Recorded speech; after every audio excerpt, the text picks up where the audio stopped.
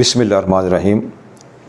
मियां Mohammad Akram international trainer consultant आपकी खिदमत में एक दफ़ा फिर हाज़िर है। आज की जो मेरी वीडियोज़ है वो है जो हमारे HSC ऑफ़िसर जॉब पर पहले दिन जाते हैं तो उनको क्या क्या ज़िम्मेदारियां और उनको क्या क्या मुश्किलात का सामना करना पड़ता है। HSC ऑफ़िसर बेसिकली एक बहुत ही ज़िम्मेदारी वाली जॉब है। चाहे हम एक साइट को देख रहे हैं, एक रीजन को हम देख रहे हैं, तो HSC ऑफ़िसर जो होता है वो पूरी एक साइट का ज़िम्मेदार शख्स होता है। HSC और जो प्रोडक्शन है ये चोली दामन का साथ है इनका। अब ये देखिए कि जहाँ प्रोडक्शन ज़्यादा हो रही होती है तो हमारे जो प्रोडक्शन मैनेजर्स होते हैं, प्रोडक्शन इंजीनियर्स होते हैं, उनका HSC के साथ जो है वो कोई ना कोई प्रॉब्लम चलता ही रहता है।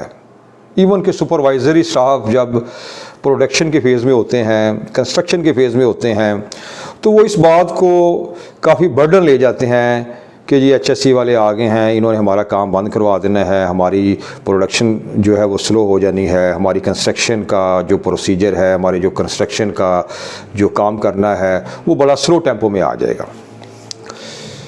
तो बीइंग ए HSC प्रोफेशनल मैं आपसे ये रिक्वेस्ट करता हूँ कि ऐसा हरगिज़ नहीं है। जब हम अपने हेल्थ एंड सेफ्टी के तमाम स्टैंडर्ड्स को फॉलो करेंगे और सेफ्टी के प्रोसीजर्स को, सेफ्टी के SOPs को फॉलो करेंगे तो ना सिर्फ हमारी प्रोडक्शन बेहतर होगी बल्कि हम सेफली अपने अपने घरों को वापस जाएंगे। देखिए, काम ज़िंदगी में कभी भी ख़त्म नहीं होते। एक प्रोजेक्ट ख़त्म होता है, फिर दूसरा प्रोजेक्ट शुरू हो जाता है, फिर तीसरा प्रोजेक्ट शुरू हो जाता है। प्रोजेक्ट्स अल्लाह खैर करे, इंशाल्लाह ताला ये अल्लाह का एक निज़ाम है, अल्लाह ताला ने हम सबको रिज़्क देना है। ये प्रोजेक्ट्स चलते ही रहते हैं और चलते ही रहेंगे इंशाल्लाह। लेकिन अगर हमारा एक भी वर्कर, हमारा एक भी रिस्पॉन्सिबल शख्स अगर हादसे का शिकार हो जाता है, अगर उसकी डेथ हो जाती है, तो ये एक बहुत बड़ा सानिया, एक बहुत बड़ी ट्रेजेडी हम सब के लिए होगी। देखिए, HSC ऑफ़िसर जब जॉब में पहले दिन जाता है तो उस वक्त उसको इसके ऊपर एक बहुत प्रेशर होता है, कंस्ट्रक्शन का प्रेशर होता है, प्रोजेक्ट्स का बहुत ज़्यादा प्रेशर होता है, फिर क्लाइंट का प्रेशर होता है। तो एक HSC ऑफ़िसर को ये चाहिए कि अपनी ज़िम्मेदारियाँ नहायत ऑनेस्टी के साथ, अपनी कंपनी के साथ और क्लाइंट के साथ बाहमी मशावरत के साथ, कोऑर्डिनेशन के साथ सेफ्टी के SOPs को फॉलो करें। देखें कि जब काम स्टार्ट होता है सुबह, सबसे पहले जो सबसे पहली एक्टिविटी होती है वो आपका परमिट टू वर्क होता है।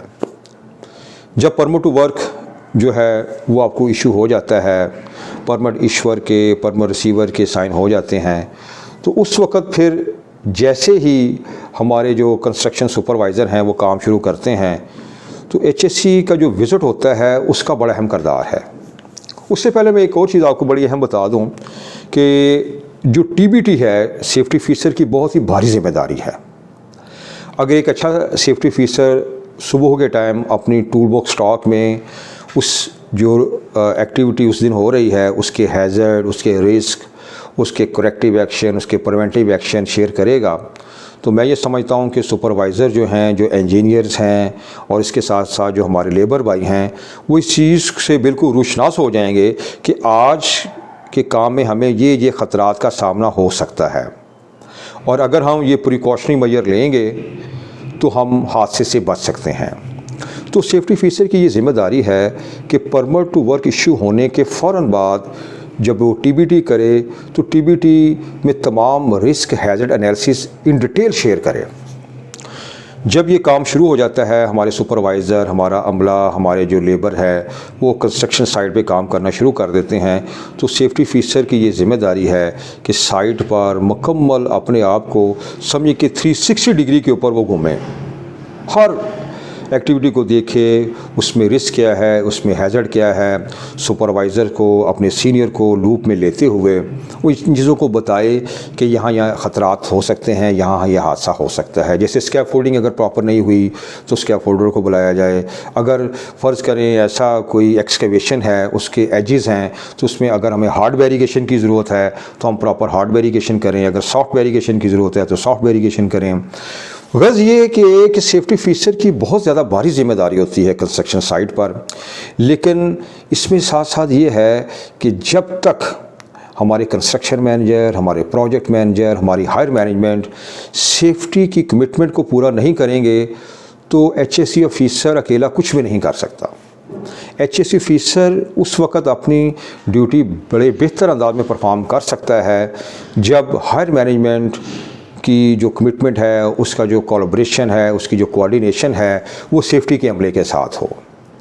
तो मैं ये रिक्वेस्ट करता हूँ कि जहाँ कहीं भी कंस्ट्रक्शन साइट पे काम हो रहा है, हमारे जो सेफ्टी ऑफिसर्स हैं वो अपनी ड्यूटी को नहायत ऑनेस्टी से करें और जो रिस्क है, हैज़र्ड्स हैं, उसको मिनिमाइज़ करने की कोशिश करें और अल्लाह ताला हम सबको अपने हिफ्ज़-ओ-मान में रखे। अस्सलाम वालेकुम।